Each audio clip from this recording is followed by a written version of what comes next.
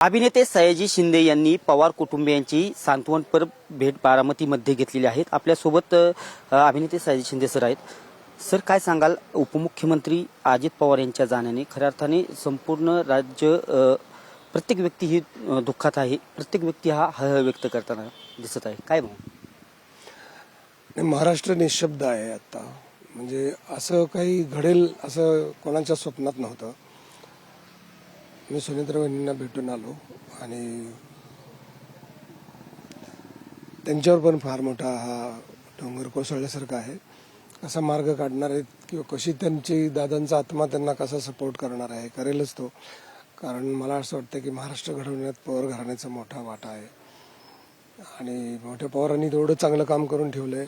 आणि खरं तर त्यांचं पुढे काम अजित पवार साहेबच नेत होते आणि इतक्या सर्व धर्म समभाव ठेवून गरीब श्रीमंत न बघता खालून आल्यामुळं त्यांनी ते सगळं इतकं पुढे नेण्याचं ठरलं। तर मला असं वाटतं की त्यांची स्वप्न ही आपण सगळ्यांनी, स्पेशली सुनेत्रा वहिनी आणि सुप्रियाताई, हे पवार असतील, यांनी पुढे न्यायला पाहिजेत। आणि त्यांचं खरं तर पहिलं स्वप्न होतं दादांचं की दोन्ही एकत्र यावं आणि ते अपूर्ण राहिले, ते पहिलं पूर्ण व्हावं तर ते महाराष्ट्राला खरं ताकद राहील। महाराष्ट्राची ताकद वाढायची असेल तर हे दोन्ही पवार कुटुंब ताबडतोब एकत्र आले पाहिजेत। आणि काय त्यांचे कौटुंबिक किंवा अजून कुठले काय थोडे इगो असतील, इगो नाही म्हणता येत त्यांना, त्यांच्या काही भावना असतील, तर मला असं वाटतं की म्हणजे आमच्यासमोर बोलणं झालं होतं की हे आता एकत्रपणे सुरू होईल सगळं। पण आता ते अचानक असं झाल्यामुळे आता काय नक्की, तर कोणी काय न उठवता, कोणी काही त्याला वेगळ्या मार्गी न लावता दोघांनी एकत्र येऊन पुढे काम हे पुढे जावं तर महाराष्ट्र चांगला राहील, विकसित महाराष्ट्र होईल। महाराष्ट्र एवढा विकसित राज्य नाही आहे, त्याला मागे नको खेचायला कोणी, आणि हे पुढे जायचं असेल तर एकत्र आले पाहिजे। सर, विलिनीकरणासंदर्भात वेगळ्या चर्चा घडताना दिसत आहेत। विशेषतः राष्ट्रवादी काँग्रेसचे तटकरे साहेब असतील, प्रफुल्ल पटेल असतील, दोन्ही बाजू टाळ्या जाते, त्यांच्याकडून टाळ्या जाते। माझा एवढा अभ्यास नाही प्रफुल्ल पटेल काय म्हणतात, तटकरे काय म्हणतात, माझी त्यांची एवढी कधी मीटिंग आणि बोलणं असं नाही आहे। जेवढं दादांशी माझा वैयक्तिक संपर्क आला होता आणि तोही आमच्या या निवडणुकीपुरताच आला होता। त्याच्या आधी यायचा तो राजकारणाशी नव्हता, कामाशी संबंधित होता। पण ह्या निवडणुकीच्या निमित्ताने एकत्र जेव्हा भेटलो होतो तेव्हा त्यांचं एज्युकेशनबद्दल असेल, आरोग्याबद्दल असेल, महाराष्ट्राबद्दल ज्या चर्चा होत्या, हे राजकारण करताना बऱ्या वाईट गोष्टींना झेलताना पॉझिटिव्ह गोष्टीकडे कसं जायचं असतं हे त्यांच्याकडून खूप बघायला मिळत होतं, दादांकडून।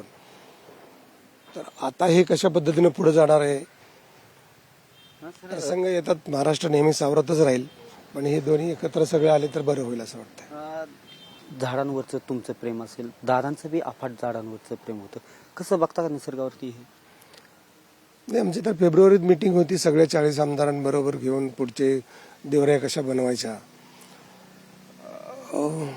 परंतु आता काय बोलायचं, पण हे होईल, सगळं व्यवस्थित होईल। आपण ते समोर ठेवूच ना, परत कोणतरी यातून तयार होईल आणि ज्यांना ज्यांना माहित आहे दादा, ज्यांनी बघितलंय, तर त्या पद्धतीने ते पुढे घेऊन जातील असं मला वाटतंय।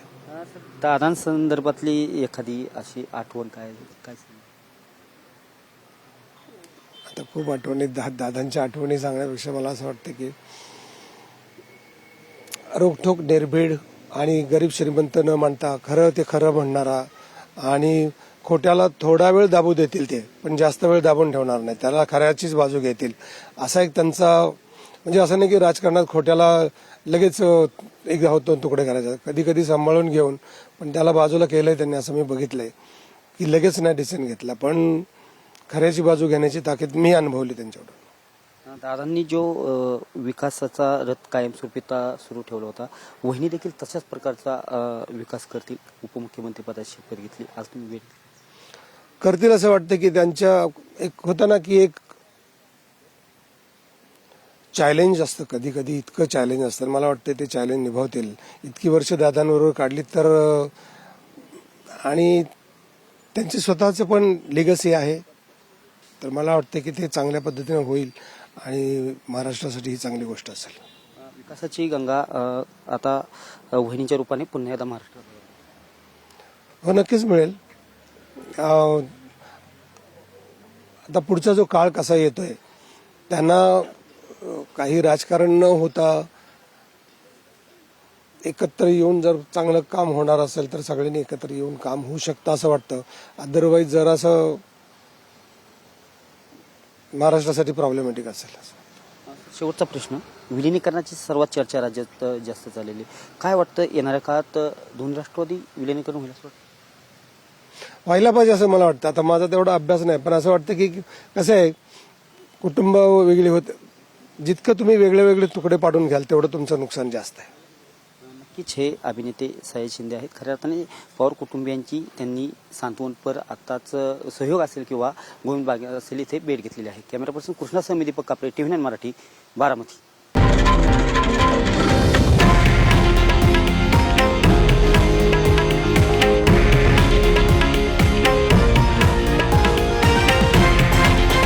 हे आहे देशातील नंबर 1 न्यूज नेटवर्क आणि आपण पाहत आहात TV9 मराठी, एकमेव.